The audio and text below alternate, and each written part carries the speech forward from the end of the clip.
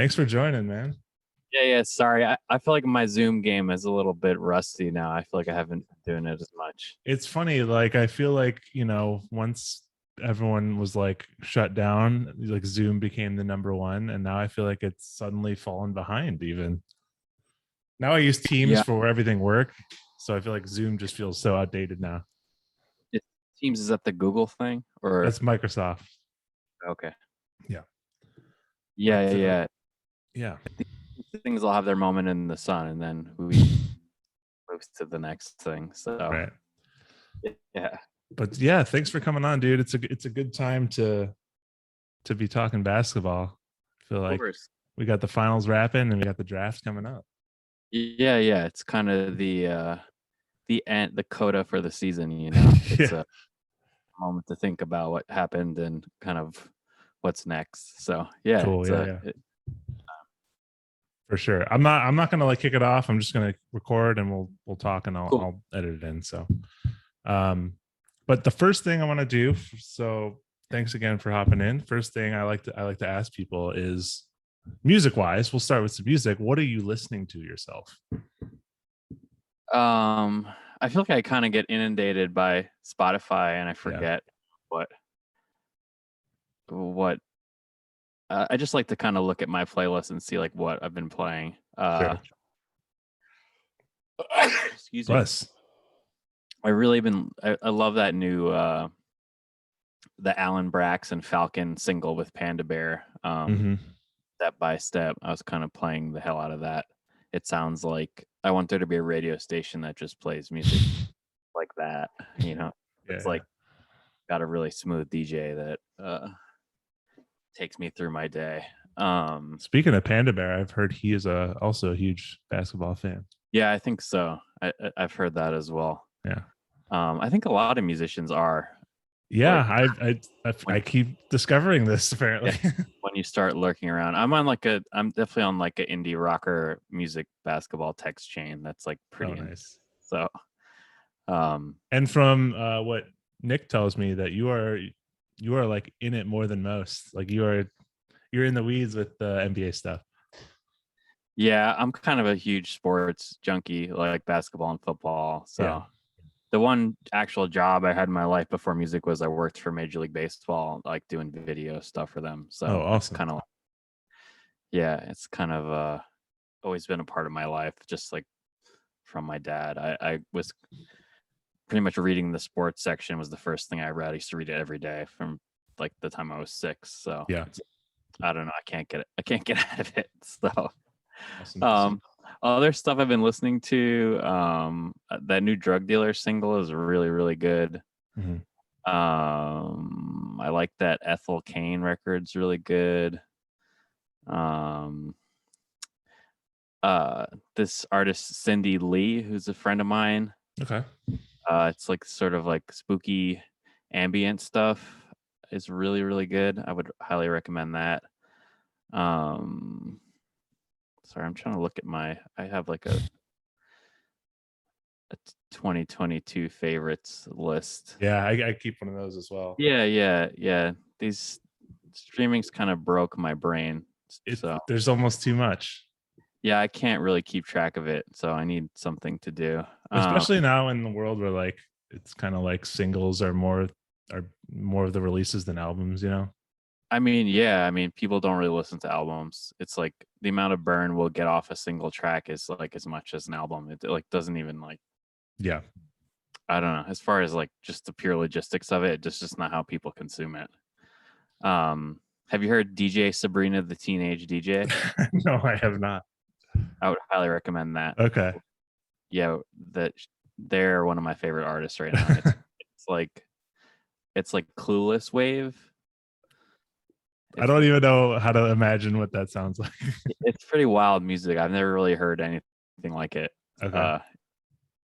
And I don't know, like they've never revealed themselves online. So sure. Yeah, I would check that out. It's really, it's like Uber, I guess like what I want hyper pop to be. Like That's what it is. It's like really, they take like these sorts of really cheesy, like pop songs and make me want to like cry. So it's lovely. I would highly recommend it. I will definitely have to check that out after this. Yeah, they have an illustrated version of their album Charmed, which like has like a weird painting of like Alicia Silverstone on the cover. It's there's so much like 90s core nostalgia going on right now. Yeah, this is I think a cool flip on it. I don't find it to be like I feel like it's a cool way to pull from it. It's not just like aping it. It's just like a weird recontextualization of it. Like maybe in the way Chill Wave was of the 80s, where you're like kind of taking things that you sort of remembered and like flipping them into something new. So not just it's regurgitating cool. It. Yeah. I mean, we're always gonna pull from older sounds and older material, just the history of popular music. So it's cool when somebody can find a new angle on something. For sure. What's your hat? Is that a Milwaukee Braves hat? This good poll. I mean, you worked for Major League Baseball, so I know you wouldn't miss that. Yeah, that's Milwaukee Braves. I thought it was Mississippi State when I first. Very similar. But yeah. It's very Eddie Matthews Wave gear. I'm very conflicting with my Bulls shirt. Got it. Are you from Milwaukee or Chicago? I'm from Chicago. Okay. Got it. And I'm living here now. I was in Brooklyn for like 3.5 years. Nice. I've heard of that place. Yeah. Right. So you guys just got off tour, is that right? Yeah, we just did a tour of the Midwest, of like places we didn't really hit last summer when we did like a full US tour. So It was like the Big Ten conference tour plus the CFL. So nice. How is it being back on the road after what the past few years were? I love it. I'm a psycho, like I always hear people complain about like it's so hard to be on the road. It's like, I don't know, this is it's a great joy to me. I get tired, but I don't know, it's like just to be like in Pittsburgh and some kids like telling you that this is, you're making their year. It's like, I don't know, I'll never get tired of that, and I always really look forward to it. It's a really great joy to get to play music for people.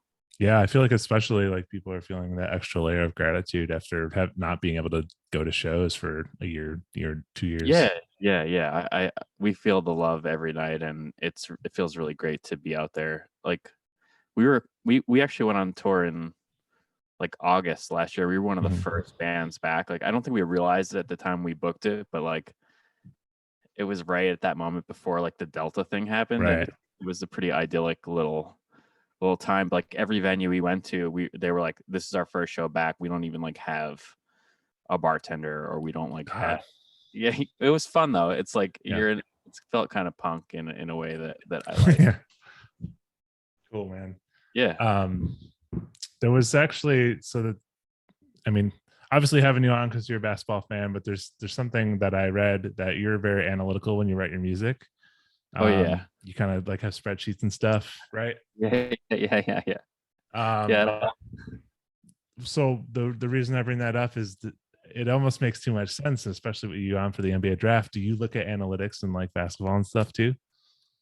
Yeah, sure. I mean, I love all that stuff. I feel like I worked at baseball like kind of at the peak of the Moneyball era, and like unfortunately, I feel like Moneyball kind of sucked a lot of the life out of baseball. Like I do think it like you realize that baseball was maybe a little more fun when everybody's like smoking cigarettes and like they're all fat and like right. When it was more of like a every dude sport. I don't know. Like I think basketball, the analytics are really interesting, but it's funny because there's a lot of because basketball is a newer sport, and I feel like there is a lot of like we're catching that wave right now with the advanced analytics in basketball, and now you also got guys who are like comparing previous generations that they didn't have the skill level. Like I don't know if you heard JJ Redick talking about Bob Cousy and I did. I saw Cousy like threw it back at him. Oh yeah. But it's the same conversations people would have about Babe Ruth, throwing against a bunch of railroad workers. Yeah, there's a longer trail of things to follow now. But it's definitely interesting to see that stuff pop up in the NBA. Yeah, I think with baseball, the analytics, unfortunately, like it's a one in the end, baseball is a 1v1 game, Mhm. pitcher versus like even fielding, it's not really a team sport other than like a relay throw. Like you can't really you can really kind of quantify what these Yeah, matchups mean. yeah. What these like basketball is always gonna have a mystery to it because you put five people together, they're gonna just behave like you can figure out what they're gonna do, but they're always Mhm. gonna have a different feel. They're always gonna have to interact together in a way that I feel like you're never going to be able to totally quantify it. I Definitely. think we've gotten better at like understanding what a winning player is and like who, and you would have a feeling of like, oh, this guy really like he really impacts the team, and it feels like my team's always winning when this guy's in. But now you're like, oh, it's this number, and he does this and this and this, and adds up to like the PER rating or Yep. something that I know at least can give you like a little context. None of that stuff is perfect, but it seems like it's a pretty good tool to figure out who's really impacting the game Yeah. beyond just points. And it always like helps to supplement. I feel the same way about baseball, but like Yeah. I feel like we saw it a lot recently too with the MVP debates with like I feel like the analytics people went towards Jokic, and Yeah, yeah, then the eye test is yeah. Embiid. I kind of just want everyone to win MVP, and I thought it Yeah. was really close, so I would have voted for Embiid because I thought it was really close, Yeah. and I just enjoy Embiid. He's a really fun. Yeah, totally. He Like when seems. it came down to it, any of those three, like Giannis, like Yeah. they all deserved it. Yeah, Giannis used to follow Small Black on Twitter back in the day. Sweet. He unfollowed us. I'm still very bitter about it. Damn. Yeah, What I a shame. followed him after the legendary smoothie tweet his rookie year. And I then think, when he was tweeting at Rihanna all the time. yeah, the smoothie tweet's probably my favorite. Like, Twitter kind of drives me insane, but that tweet is like the peak of what this can do for the world. So, Oh, so good. um, but yeah, I don't know. I think it's funny how the boomers are always like so anti-analytics when it's like anybody with a brain is like, this is clearly helpful, and if you don't pay attention to this, like you're just not, you're not seeing all the angles, and you're not giving yourself a chance to really get a better perspective on things. Yeah. I think it's just silly. At the same time, I think people that are like just looking at spreadsheets all the time are not seeing what's happening on the Absolutely. court. So it's just another tool. So do you always love like looking up like prospects and stuff like that and like upcoming Oh draft yeah. draft? Yeah. Yeah. I'm up on Victor Wembanyama. Oh Like man, first Wembanyama mention of the night. yeah, I'm like 2 years ahead usually. But during the lockdown, I found this really crazy NBA simulator Mhm. on on the web, and it like they had draft classes going like 6 years out. So Is it like out of the park baseball for basketball? I don't know what that is, but yeah, it's probably Okay. yeah. You can like I simulated. I mean, I didn't have anything to do, so I was like simulating to the year 2070 or something. I had like Right. John Morant the fourth on my team. It randomly generates players based on you can actually up the percentage of people's sons that will be in the Oh, game. that's awesome. Yeah, it's very ridiculous. There's a So degree of that in 2K too, where if you do yeah, franchise, you can load draft classes. I really don't let myself play video games that like the lockdown. I, I love this kind of stuff, and I just totally indulge. But like I feel like I'm up on a lot of these new prospects because they were in the stupid simulation. Right. People are making the draft class for like this is the number one fifth grader in the country. Yeah. People are nuts. Like they But what's really. funny too is I remember it's weird being here now is I remember like a mixtape for Zaire Wade when he was in like fifth grade. Yeah. He was definitely in the simulation for sure. Now So he's weird. Now he's actually in the system. Yeah, it seems like he's a pure G leaguer for life, though. Yeah.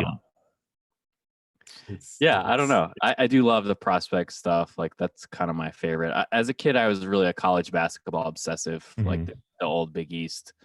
That was the tournament's probably my favorite, still my favorite sporting event ever. Like I went this year in San Diego. It was super fun.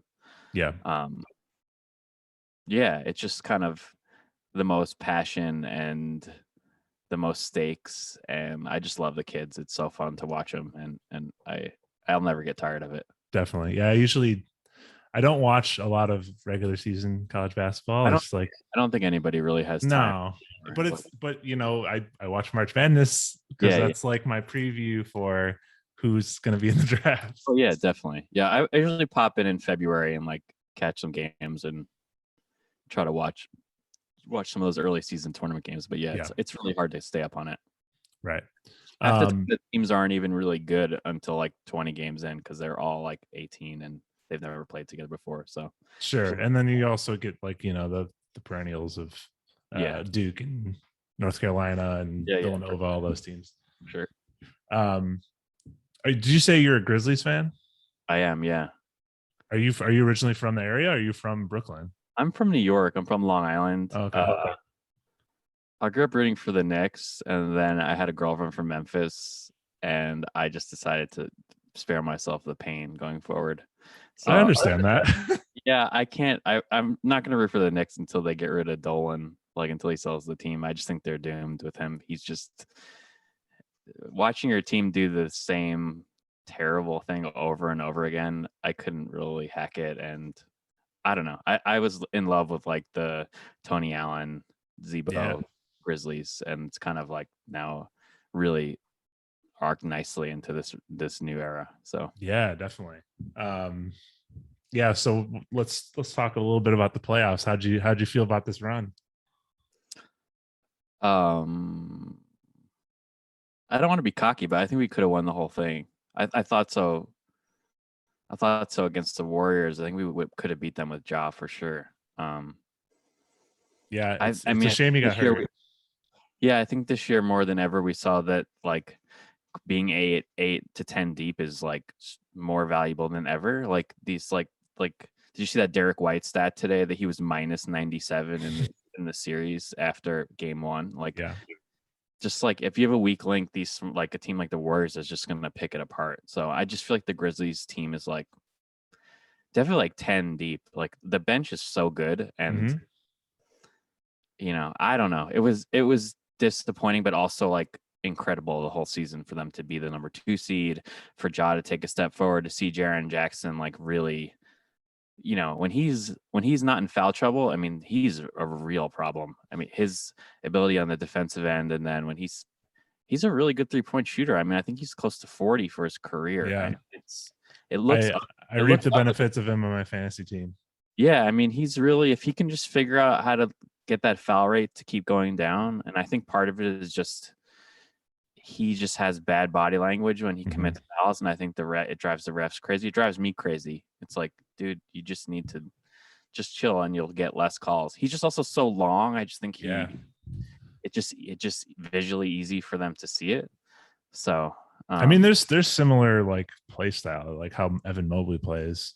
Yeah, Mobley just seems like he's a little bit more savvy as far as with the fouling. But I mean, whenever he's in the game, I mean, he's really such a problem on defense, and I don't know. I think sky's the limit. Like, I think he should be an all-star next year. I think Ja and Jaren are a solid core.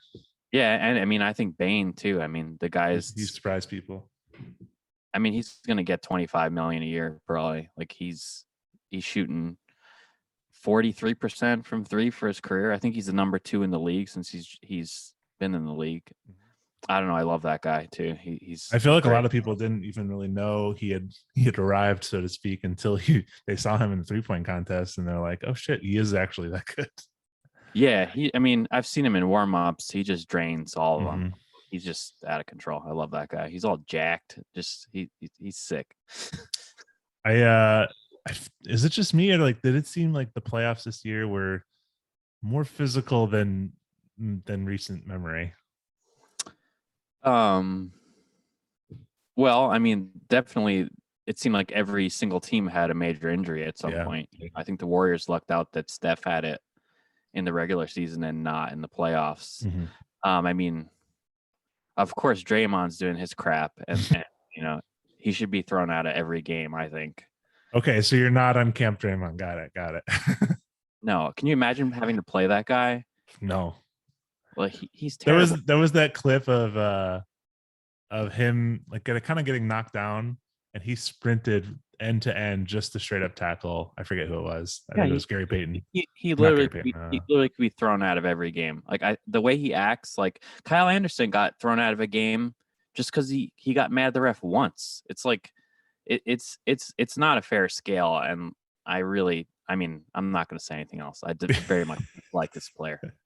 I don't think he's very good either. Like when he was in against the Grizzlies, I was like, please just leave him out there. Let him shoot as much as he wants. It's great. He was pretty bad for most of the finals too. He had 6 points a game.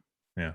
He's his time's over. So I think he's it's all good. I love the NBA, and I like 95% of the players, but like I just can't take him. He's intolerable to me. There's always those players who I feel like most of the league hates until they're on your team. Like I feel like most people dislike Joakim Noah, and yeah, we loved Noah in Memphis. He was like the most popular player for like the 2 months he was there. People went crazy for him.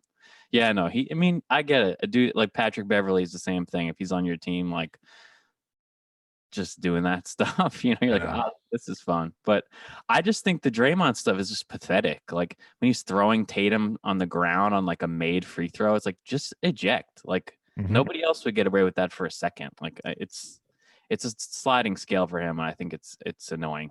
It's really interesting too, like the fact that he's playing a game and like immediately like I'm gonna record a podcast. I can't imagine listening to that. It sounds like I have not listened to it yet. I'd much rather listen to JJ Redick's Old Man in the Three. Yeah. I would. I couldn't take it. So yeah, understand. So I'll take it that you were rooting for Boston in the series. Yeah, I lived in Boston for a year after college, so I kind of have like a latent. I just have so many Celtics fan friends, so I just want them to be happy. But I do enjoy the work of Mr. Tatum and Jalen. I kept like I can't stop. I know it's really getting like overplayed, but like the Kobe Bryant cosplay sort of stuff where he's got the profile picture, he had the armband. Yeah. Well, he's just a kid, Yeah. It's worse things to do. Yeah. True. Very true. But I enjoy the team. They play hard, and I don't know. I think Smart is like Smart's insane. Yeah, he's infuriating, but like he's also does so many cool things that are great. I wanted him when they were thinking about getting rid of him. I was really hoping we would get our new Tony Allen on the Grizzlies. I really like Jalen too. Like he's like quietly good. He's excellent. I mean, I don't know why he's not in like all NBA discussions. I mean, the guy is a really elite wing, and I don't know. I think they're going to be strong again next year. Ime seems like an amazing coach. Like the players really respect him, and definitely. It's cool that they started off so badly and he was able to adapt and change his system and make it work. I mean, to me, that's the sign of somebody who really knows what they're doing, is that you can adapt to the pieces that you have. Definitely. And as a Bulls fan, like watching the finals made me realize like we really were not equipped to compete at all. No. Even healthy. Yeah, it was an awesome start to the season, but I don't know. It's I worry that the Bulls are on the same sort of Knicks, like throw money at it instead of like taking a second. I mean, they've been trying to fix it for a long time. And who was the coach before Donovan? He was terrible. Boylan was awful. Yeah. He seemed really bad. He was terrible. I don't know. They've just keep like not getting, other than Derrick Rose, I feel like they keep missing that like elite pick that's gonna give them something to build around. Like, well, they had Jimmy and they screwed it up. Yeah, I forget how that went down, but yeah, I love Jimmy. Yeah, I can understand if people dislike him, but personally, like I love him. Like he's just he's so feisty in a good way. I don't think I feel like if everybody's like, oh, it's a bad look, he wants to get out of Minnesota, and then you're like, oh no, Towns is the worst. Yeah. Watch this guy play. Like he's got the worst body language in the league. His energy is terrible. And then he goes to Philly, and it's like, oh, I don't know if I want to play with this guy, Ben Simmons. And you're like, oh yeah, he quit basketball for a year. Like you're like, oh, Jimmy was right. He just wants to play with dudes It's that are just going. he just unfortunately was on a bad train of teams and finally got one that worked out. Yeah, he's not scared, man. I really thought that 3 was going in against Boston. I was shocked when it rimmed out. Like, he just got it. He's the man. I'm a big fan. Definitely, I'll always root for Jimmy. Yeah. So draft is this week. Oh yeah. Have you been? I was trying to. I've been working on a mock draft. So I was trying to come up with something for this. I was debating whether it should be from the perspective of who I would take or who I think the teams will take. I went with some hot takes for my mock draft, but yeah. Should we go back and forth on a top 5? Yeah, we could do that. Okay. Yeah. So yeah, draft coming up this week. I mean, I personally, with the overall draft class, like I feel like it is overall kind of weak compared to. I mean, everyone's hyped about next year already. Well, last year is also like insane. I mean, it looks like 20 legit contributors like in year 1. I mean, that's like absurd. Like when you look back at some draft classes, you'll just be like, from 10 years ago, you're like, I don't recognize like 12 people in the first round. I don't even remember them. Like it's a lot of guys that look like legit players already. So yeah, I mean, I feel like this draft at the top is like, somebody was making the point that it's all like number 2 options, and there's not like a, you know, and I'm sure that won't be the case in the end. I just think when you've got a bunch of big guys in the modern NBA now, because all these players are like 6'10", like, I don't know, we're not really seeing teams with that sort of guy really. Yeah, I mean, I feel like looking back like 10 years ago, you know, you had your top 5 picks were point guards. Like, you know, you had your Derrick Roses and Russell Westbrook and Well, now, I mean, there's a plethora of point guards and a plethora of big men. Wings are, you know, where there's real scarcity. To find a 6'7" guy that can guard, you know, 1 through 4 or 2 through 5, you know, and shoot it. You know, those guys are going to play. Yeah. But now also the commodity is, as I've seen it work out with certain players, like a big who's agile, who can move and who can shoot. Because if you're a big who can shoot, then you're covering off on, you don't have to like give up size to shoot. Yeah, it's just really hard to find those guys. I mean, I look at this draft and like Jalen Duren, like, you know, 10 years ago, he would have been a top 5 pick, no doubt. I mean, the dude is a monster. He's even a year ago, he was really high in mock drafts. Yeah, and like, I don't know. I mean, he wasn't asked to do that much away from the basket at Memphis, but like, if you watch that guy, I mean, he's the biggest freak athlete for a big in the draft. I mean, he's just he's like Dwight Howard level, like just that dude. But I feel like overall, the one thing I noticed with this class is there's a lot of Jadens and Jalen's. That's the big name. Yeah. There's 2 Jalen Williams with it's spelled differently. Yeah, that's been a thing for like 5 years now. There's just the couple every year. So I feel like we're getting some every year too. The draft, you get some good names in there. Oh like, yeah, you know, we get some Ty Washington. Yeah, I like Ty for sure. I've watched a couple of his games. All right, so you want to go through we'll do top 5 because I feel like I'm out of my realm outside of that. Yeah. But the first pick is going to be Orlando. Yeah. And I'll let you say who you think if it's going to be an upset or not. I would take Jabari Smith. Yeah. I just think the tools are elite. I think you can't go wrong picking shooting. You can't, like, we've seen it over and over again. Like, if you can put it in the bucket in college, you're probably going to do it in the pros. Yeah. I've heard from all accounts that he's a very competitive kid. And, you know, I know people make the excuse about the Auburn guards with him, but like, I watched them, they're terrible. And they thought, you know, they were not recognizing they have this seriously elite shooter right next to them, you know. Like, that's like we were talking about too, like bigs who can spread the floor. Like, it's so valuable.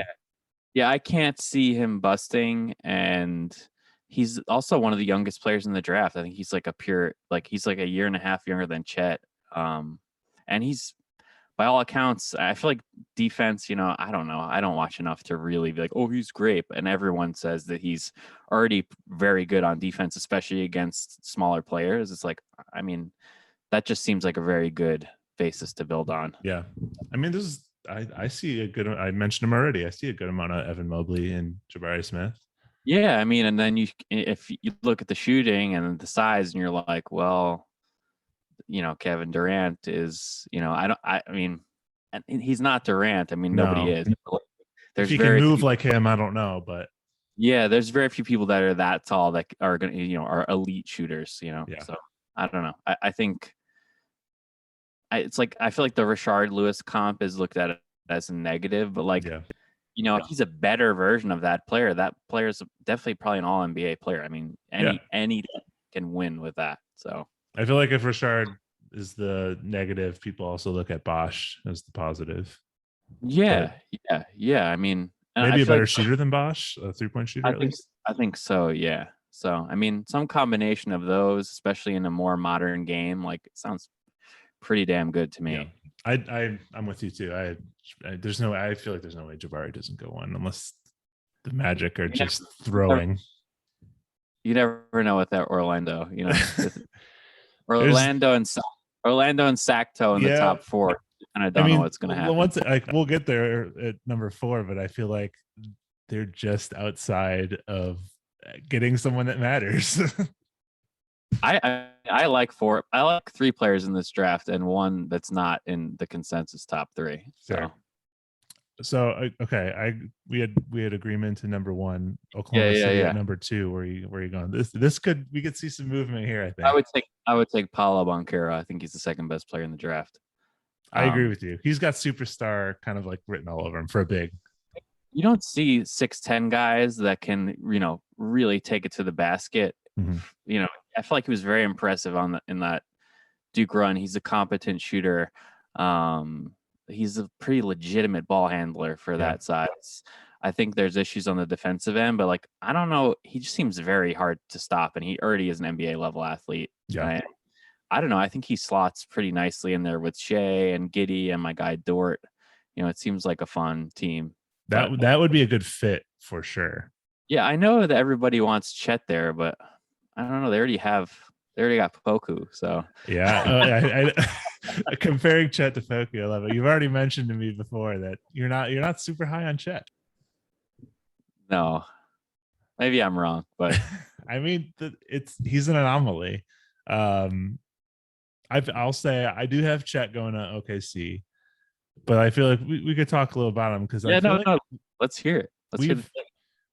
I don't know if we've ever had a player like him with such a big gap between his floor and his ceiling.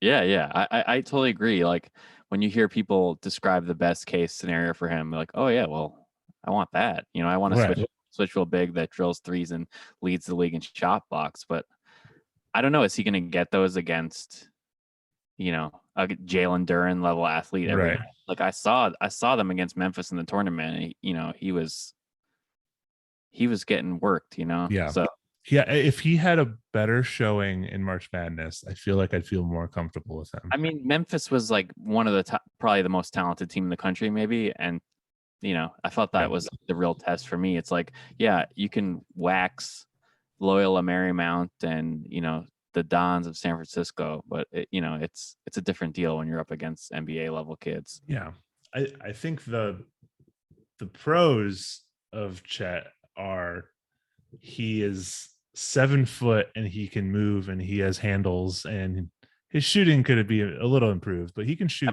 39% from three is pretty good. Yeah. I'm trying to talk myself into it. Like the eye test is like, this guy's too skinny. I've never seen a guy this skinny be good. These dudes in the NBA are monsters. I was in Toronto last week and I saw Dwight Powell on the street. And I was just like, this guy is an absolute beast. Yeah. Like just huge. Like what's he going to do against that dude? Like, but also look at Giannis when he was a rookie. Look at KD. They were scrawny. Yeah, no, you're right. That's he's got to have the drive to like bulk up and get there quick. That is the one thing that you hear with him is like he's cocky and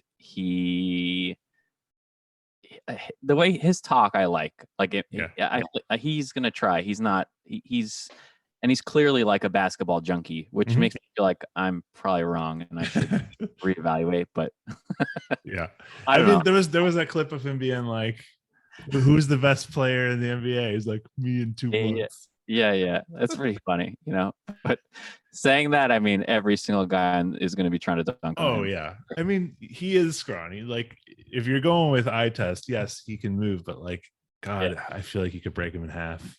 Yeah, like he could be either he could be like Dirk or like a Giannis type. I mean, Porzingis is what I see, but he could also be like Thon Maker and. I think his bust potential is the highest. I can't see Paulo or Jabari busting. I really don't see it. They're just too. They can do too many things too well already, and they're just big dudes. Paulo, I think I do think he will be good. The only reason I could see him busting is like there's a little bit that kind of gives me like a Jahlil Okafor feel. No, Okafor couldn't move. I mean, Paulo, he definitely couldn't move. Paulo moves like a guard, like he really moves well on the court. That was the thing I was most impressed with in the tournament. Like, especially on that Duke team, which has 4 first round players, he was clearly the alpha. And I don't know, he just against Texas Tech, he just got buckets when they needed him to get them. And I love that. All right. So I got Chet going second to Oklahoma City. You got Paulo. What about your third? I got Jaden Ivey going to the Rockets. Oh, you got Chet falling. Yeah. So Jaden Ivey is the other one who I feel like that 4, it's pretty much locked up. It's gonna be some degree of those 4. I don't know. I saw the Athletic mock had Jabari. I mean, had Jaden Ivey falling to 9, which I thought was pretty wild. Yeah. He's probably the most athletic kid in the draft. He's the top guard for sure. Yeah. I just think he moves like a star in the NBA, and I don't really see other players in the class that do. I think my one issue with him watching him is that his decision making is I would say. He tries to do too much. I do think playing at Purdue with those 2 monster center guys is maybe a weird fit for him, but I don't know. To me, he's got the most upside. His shooting numbers went way up, and I just feel like his athleticism is going to translate to the NBA floor immediately. So I don't know if the fit's great in Houston. I like him and Jalen Green. I don't know. Get messy. And I would send Kevin Porter Jr. out of there as fast as I can. You like Jalen Green? Yeah, that is. Yeah, I do. I do. I think he's really, really talented. I think that team seemed a little bit like.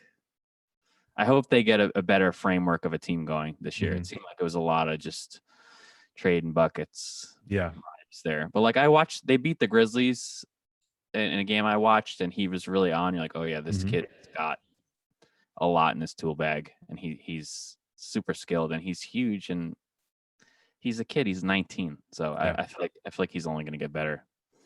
Yeah, I don't know though. Yeah, it could be too much there. I kind of feel like Indiana's going to trade up and get Jaden Ivey somehow, probably to 4.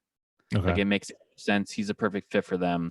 The Kings are just kind of exposing that they want to get vets, and it's well, I don't know. I've seen Brogdon to the Knicks for 10, and then I could see. I mean, if you're the Kings, if you don't think Ivy is a fit, I mean, 6 and 10 for 4 seems like a pretty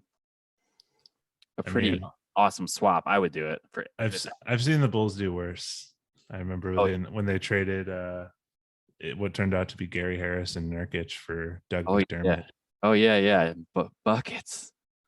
Dougie McBuckets. The Bulls have been making some rough moves for a while.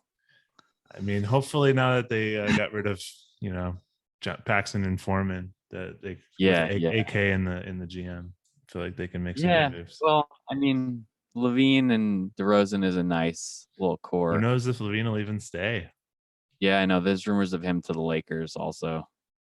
I mean, All right. I think he would love to play for the Lakers. Yeah. So who do you have at 3? Paolo? No, I also have Jaden Ivey. Nice. So Nice. my person falling is Paolo. Nice. And so I agree with you on Ivy. I think some people are thirsty for a guard because there's not, especially a point guard, there's not a lot of top point guards in this draft. I agree with you to an extent. I don't know how he fits well in Houston. Yeah, to me, I mean, my thought is in the top 5, you just take the best dude and don't think about it. Just don't. I don't think drafting for need, unless it's really, really close, is a good way of doing business. So yeah, or unless you're Minnesota back in the day and you draft Johnny Flynn and Ricky Rubio and Wayne Ellington. Yeah, that was pretty rough. So Houston, I think it seems like we're both in line. And then at 4, Sacramento. I think I just like, part of me wants Sacramento to like catch a break and get Paolo. I don't know if it'll happen. Yeah, I got Chet falling out of the top 5. I got Zach taking my guy Ben Mathurin. Okay. Damn. I think he's a switchable wing. He's a great shooter. He's super competitive. He's like an incredible dunker. I mean, he's got the athleticism. Yeah. And yeah, I don't like taking bigs in general. Like I wouldn't take one till later in the lottery. I just don't. I mean, how many have just been not just a bust, but like just gotten hurt? Yeah, like, especially a skinny one. Like I just don't value the position, and I don't think it's a winning one, and I just need to have a hot take. So yeah, I feel like most people would agree with you.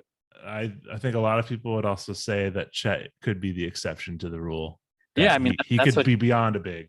That's what you're betting on with him. Yeah. So. Damn. Okay, so Sacramento, you have Benedict Mathurin. These are my picks. I don't think this is what's going to happen. No, yeah, no, we're having fun here. we're not analysts here. I mean, you're definitely more of an analyst than I am, but I had Paolo going for in hopefully reviving that franchise a little bit because it's been a sad. Yeah, we need some juice out at Sleep Train Arena for sure. The Kings have never made the playoffs without Rick Adelman as the coach in the history of their team. Geez. Oh no, they've never had a winning record. I think they might have made it with a losing record once. But no, none. It's been a long time since they've competed. Even like C-Web era, like that's like over 20 years ago. It's a really long time ago. I think they made it once with like 40 and 42. Like well, there was the team with Bibby and Christie and where they. I think after that maybe they've made it once, but and it was like as an 8th seed and they got washed. So yeah, that might have been when they had like Jason Thompson on their team or something like that. Yeah, Riders own. Okay, so the 5th pick with Detroit could be really anything. You said Chet fell out for you. Yeah, that's just my hot take. So my hot take is that I think Chet's gonna be a bust. So I'm not gonna pick him. That's fair. Who's your 5th pick for Detroit? I don't know. It's like I think I take Sohan. Okay. Wait, I don't even see him on the mock draft. He's the 6'9" Jeremy Sohan, forward from Baylor. Yeah. I think he can just do everything. I think he can guard 1 through 5. His shooting numbers are bad, but like I just like his juice. He was really impressive to me in the tournament, and he has pink hair. So that could be like a Patrick Williams move where people are like, he's going this high. Like what? Yeah, I think he's gonna go in the top 10 for sure. Yeah. I don't know. Like the Sharp kid is intriguing to me also, but I feel like Detroit would probably take him just because, you're going to be bad again. swing for the fences, take the kid who's, the number one player in the class and an elite shooter. But I don't know. I just don't know enough about him. So I'm just going with my hot take. Right.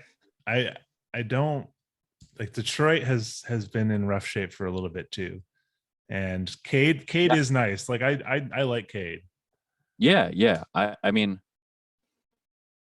who knows? They could trade down also, like pick up and like they could use two guys. I feel like 5 is it's once you get past this sort of top 3, 4, I feel like it's very similar value. But I think at 5 they're gonna pass on Benedict and they're gonna go with the Duke royalty and AJ Griffin. Oh, nice. Yeah, they need a wing badly. Yeah, I mean, I like his numbers are really good, but like the injury history is concerning with him. 2 season-ending injuries in high school and was injured for a lot of this year. It's, he's had his knee reconstructed, I think, twice as a 19-year-old. I don't know. That just scares me for that high. But like anybody that's 6'9" and shoots 45% from 3, I mean, it's the same. I can't fault you for picking him. Yeah. Same deal with like Michael Porter Jr. and like yeah. He had lots of injury history and like he's good. He's good. Yeah. At that point in the draft, though, he was clearly the pick at 14 when he went to the Nuggets. I remember that. I thought he fell pretty far. Yeah, like the Clippers took Jerome Robinson 1 pick ahead of him. I mean, brutal. Oh man. So, all right. So who are we after for your team, the Bulls? What pick do they have? Bulls are pretty far down because they made the playoffs barely. Yeah. They got 18th pick. I mean, maybe we can sneak in Ty Washington there. You need a backup guard, backup point? No, we do not. We need a big or a shooter. Yeah. Well, there's lots of bigs. I don't think Duren will be there. No. Sohan, I don't think will be there. No, I think you're going to see the wings all just ascend up the board. Like, I don't know. The Ohio State kid is pretty interesting. Branham, I could see him being a really nice fit. NBA Draft.net has Bulls taking Tarl Eason from LSU. Okay. Yeah, that kid is a Cincinnati transfer who I think was SEC Player of the Year or first team and just put up insane numbers. Or one of the Jalen Williams is also there. Yeah, that's who I'm after for the Grizzlies from Santa Clara. I like his game. He just seems like a guy that's going to be on the floor immediately. Yeah. He tore up Chet 1-on-1. I'm such a hater. Oh yeah, no, I love it. I'm excited for the draft though. I think it's going to be good. I love that there's a player named Nikola Jovic. Oh yeah. The Nuggets have to get him just to make it super. He's around that area too. Yeah, I don't know. I mean, there's how many Bogdanoviches are there? Like 3. There's a Boyan and a Bogdan. Yeah. Oh yeah. Yeah. Don't get them mixed up. And then there's also Hernan Gomez. Who is actually? I don't know if you've watched the movie. I haven't watched it. I have been waiting. I have it queued up. I'm pretty jacked. Yeah, for real. Sure. Yeah, that. I'm excited to watch that. I want to see my guy Maxi's, Oscar get his Oscar. Yeah, it's totally for the basketball nerds. Yeah. I mean, when you watch those Adam Sandler like pickup highlights, you're like, this is pretty sick. This guy's good. Yeah. He's legitimately like a solid little guard. It's fun to watch him. Oh yeah, there's been a lot of good. I forget what that Instagram account is. It's like Black Ops basketball. He's played there a few times, and like he's played with like NBA dudes before. Yeah, no, he's like solid. He's not gonna get laughed out of the gym. So. Oh yeah, even if his fits are like like he's going to the Y and like these baggy. Yeah, no, it's very Adidas shorts. 2004 wave, like super baggy vibes. It's kind of sick. Right. So one of my favorite parts of draft day is hopefully you get some trades. Oh yeah. Do you see any movement? Do you think there's gonna be any movement? Yeah, I mean Sacramento is rumored to trade the pick. Portland is rumored to trade the pick. I think the Pacers are looking to move up to get Jaden Ivey. The Knicks are trying to, turn their pick into some mediocre veteran like usual. I mean, as a Grizzlies fan, our guy seems to make a move every year. So I'm hoping they'll try to use the 2 picks to get up. And I don't know what they're going to be after. I think it depends what their plan is for re-signing Tyus Jones and Kyle Anderson. Because if they don't sign Tyus, we definitely need a backup point. So I feel like they might be after that, and they might be after a big to eventually get rid of Adams after this year. I mean, you could go 2 different directions. I feel like Memphis could either spend the money or make moves to get a solid vet. We don't want. We want. This is a homegrown team. That's what I'm saying. Or you're still young enough that you can trade up and get someone young and just keep it going for even longer. I think the Grizzlies have identified, like with the Bane pick, that a rookie contributor, even a guy who's a junior or senior that can come in and play on a rookie deal is just insanely valuable. Like rather than paying a role guy $10 million for that same role, like we're getting Bane for like $2 million, and that's the analytics right there. Oh, it is. They're really smart. They like, I think that used to be kind of frowned on to take an older player over some 18-year-old kid that's got crazy upside. But like when you really think about it, like if you can get that value for nothing, it's like an insane advantage in an increasingly, I think, depth oriented league. I still, it's interesting to see if like maybe this is the kind of this year for like the end of the super teams in a way. Like even the Warriors, like it's really just Steph. I mean, how much longer do they have as that core? But they have the guys in the wings. I mean, Kuminga looks incredible. Yeah, Kuminga, Poole, and Wiseman hasn't played a game. Yeah, I think I went and saw one of Wiseman's high school games, like in Mississippi. Like he's good. Like he can really shoot it. I've seen him in warmups. Like he's very skilled. I still think he's going to be a player. And then I think Moody's good too. They're already set up. So, I don't know. Steph's going to be good for a couple more years too. I mean, shooting doesn't go away. Maybe he won't be able to get to the rack the same way he can now, but like he's going to still be draining. So they're going to be a problem. Steph's going to get into that kind of category where like no one will ever touch it. No. Yeah. I mean, he already kind of is. Yeah, he's the best shooter we've ever seen. It's going to take a lot to pass him, I think. Yeah. All right. So yeah, because typically for this podcast, I do like a little kind of association game. So I kind of want to keep that alive since this is NBA draft. Let's just like, if there's a band, let's use some of these draft prospects. Okay. Let's start with Chet. What does Chet sound like as a band? Like I don't know. I Built to Spill came up in my head. I don't know.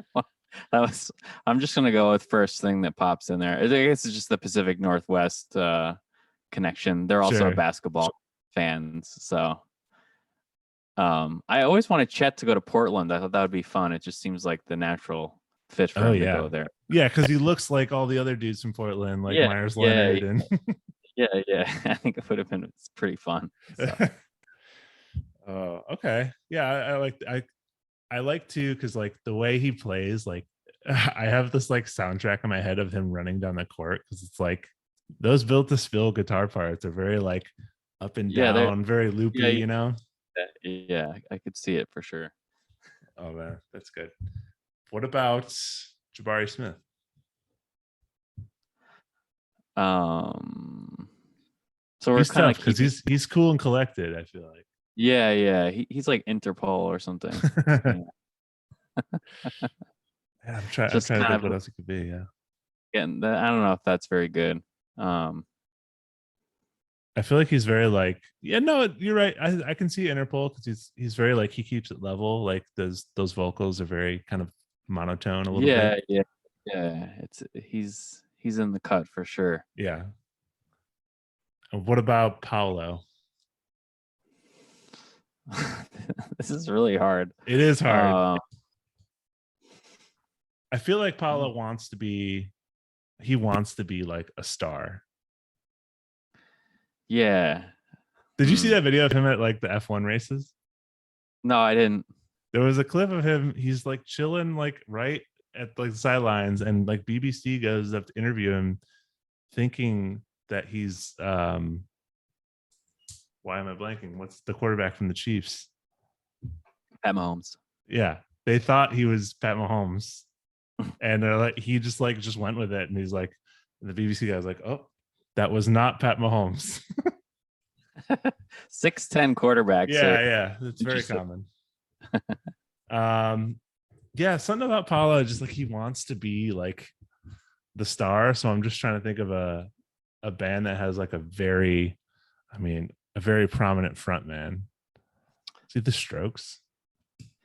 Yeah, I don't know. I don't see that. Or if we're going like full, I guess Interpol kind of leads to the Strokes. Yeah. Or I guess if he's his play style, he's bigger. Maybe he's got like a little bit of a heavier sound. Yeah. Maybe he's like Caius. Okay, interesting. I don't know. That's just the dumbest thing. Yeah. I threw this on last minute because normally we do this game, but it's mock draft time, so we had to do that. Yeah. But yeah, man, I feel good about. We'll see what actually happens come draft time. Yeah. It's always going to be a surprise. So I look forward to. I look forward to the suits and the shoes and and fashion sense that just looks out of date in 5 years. Yeah, I love whatever is the most over the top thing. That's what I'm really into. I went to the draft. I went to the draft in 07 at MSG, and we my buddy was working it. We got to slap 5 with Joakim Noah after he got picked, which was pretty fun. That's awesome. I think one of my favorite draft day looks was Lonnie Walker getting drafted and having the floating hat on his hair. Yeah, I love Lonnie. He's a cool dude for sure. How do you feel about Memphis next season? I think we got a chance to win the whole thing. Yeah, feeling good. I think we're being disrespected by Vegas right now. I think we're like 9th best odds. It's like we're the youngest team in the league, and we had the 2nd best record, and we could have beat the champs if things broke our way. So like we're in the hunt. Is Ja coming for MVP next year? I mean, I would think so. Yeah. I don't know if he's going to get it, but he's right. he's definitely on the short list. Yeah, man, it's gonna be good. It's sad the season's over, but I love draft time. So yeah, and summer league, it's all fun, and it's good to have a break. Yeah. Well, all right, man. Well, thanks again for joining. Yeah, thanks for having me on. Good luck. Good luck to your Bulls on Thursday night, and hopefully you get somebody fun. I hope they either get someone fun or at least make some moves or something. Because I feel sad. Like for some reason, I just feel like completely unconfident about after the way things ended this year. Just like, I don't know. With Ayo, he's great. I love him. Yes, he's a very fun player. They need to figure out that backcourt because it's crowded. Yeah, well, it just seems like none of them have like really, really worked out. So yeah. Well, fingers crossed, and enjoy yourself the draft. And thanks again for coming on. Yeah, catch you soon.